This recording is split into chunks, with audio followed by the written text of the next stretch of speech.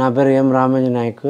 నేను అనంతపూర్లో సెంట్రల్ జైల్లో హెడ్ కానిస్టేబుల్గా పనిచేస్తాను. నాకు ఉన్నట్టుండి న్యూమోనియా వ్యాధితో అక్కడ బాధపడుతూ మా దగ్గర ఉన్న కన్సల్ట్ మాకు తెలిసిన డాక్టర్ గారిని చెస్ట్ స్పెషలిస్ట్ కలిస్తే అక్కడ డాక్టర్ గారు నీకు న్యూమోనియా వ్యాధితో నువ్వు బాధపడుతున్నావు, ఊపిరితిత్తు లంగ్స్ అన్ని డ్యామేజ్ అయినాయి అని చెప్పేసి వాళ్ళు తొందరగా ఏదైనా మంచి హాస్పిటల్కి వెళ్ళాలని సలహా ఇస్తే అక్కడ ఒక డాక్టర్ సారు ఇక్కడ అపోలో హాస్పిటల్కి రెఫర్ చేశారు.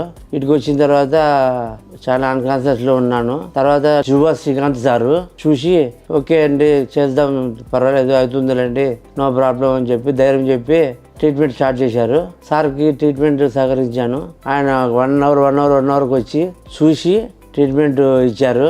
ఆయన పుణ్యమే నేను ఇప్పుడు బయటకు వచ్చాను. ధన్యవాదాలు డాక్టర్ గారికి. థ్యాంక్ యూ అపోలో హాస్పిటల్ యాజమాన్యానికి, అందరికి, స్టాఫ్కి, అందరికి. మనకి almost 1 week 10 days back severe pneumonia admit అయ్యారు ఐసీయూలో. మనకి ఆ టైంలో రెస్పిరేటరీ ఫెయిల్యూర్లో వచ్చారు మన దగ్గరికి అనంతపురం నుంచి రిఫరల్ తీసుకొని. ఆ టైంలో మనం ఎక్స్ప్లెయిన్ చేసాము, ఎన్ఐవి మిషన్ వాటితో ట్రై చేసాము. ఎన్ఐవి మాస్క్ అది పెట్టిన తర్వాత కూడా ఆయన డిస్ట్రెస్ తగ్గలేదన్నమాట. అంటే ఆయాసం ఇంకా పెరుగుతూనే ఉంది ఎన్ఐవి మాస్క్ తో కూడా. సో అందుకని మనం ఆ మాస్క్ తో మెయింటైన్ అవ్వట్లేదని చెప్పి మనము వెంటిలేటర్ పెట్టడం జరిగింది. ట్యూబ్ పెట్టి వెంటిలేటర్ పెట్టడం జరిగింది. ఆ వెంటిలేటర్ మీద పెట్టిన తర్వాత మనం బ్రాంకోస్కోపీ అనే అడ్వాన్స్డ్ ప్రొసీజర్స్ చేసి లోపల ఉన్న ఫ్లమ్ అది కూడా క్లియర్ చేసాం. దాంట్లో వచ్చిన బ్యాక్టీరియా ఎవిడెన్స్ పెట్టి యాంటీబయాటిక్స్ కూడా మార్చాం. సో ఈ విధంగా బ్రాంకోస్కోపీ వెంటిలేటరీ ట్రీట్మెంట్ అయిపోయిన తర్వాత మనకి స్లోగా 4-5 days లో మనం ప్రోనింగ్ బోర్లో కూడా పడుకోబెట్టాం. సో ఇట్లాగా 3 to 4 types of treatments, advance treatment జరిగాయి. అప్పుడైతే చాలా సివియర్ కండిషన్ లో ఉన్నారు. ఆల్మోస్ట్ 100% FiO2 ఆక్సిజన్ రిక్వైర్మెంట్ మీద ఉండి తర్వాత స్లోగా ఆక్సిజన్ తగ్గి 5 నుంచి 6 రోజులు వెంటిలేటర్ ట్రీట్మెంట్ తర్వాత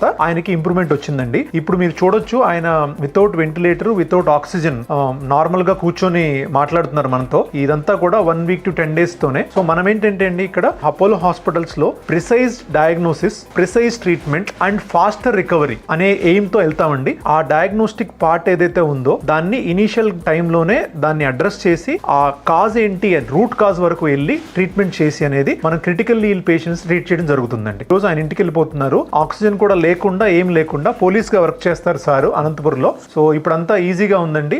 సో ఇలాంటి మనకి అవేర్నెస్ అనేది కలవడం చాలా అవసరం. ఎందుకంటే ఆయన కనుక కొంచెం ఎర్లీగా హాస్పిటల్కి వచ్చి ఉంటే, అంటే ఇనీషియల్ గా వచ్చినప్పుడు కొంచెం ఎర్లీగా వస్తే నిమోనియా అంత సివియర్ గా ప్రోగ్రెస్ అవ్వకపోతే ఓన్లీ మాస్క్ ట్రీట్మెంట్ తోనే మనం ఫైనల్ ట్రీట్మెంట్ ఇచ్చేసేవాళ్ళము. వెంటిలేటర్ వరకు అసలు వెళ్లే అవకాశం కూడా వచ్చేది కాదు. ఈ అవేర్నెస్ క్రియేట్ చేయడం కోసమే ఈ వీడియో చేయడం జరుగుతుందండి.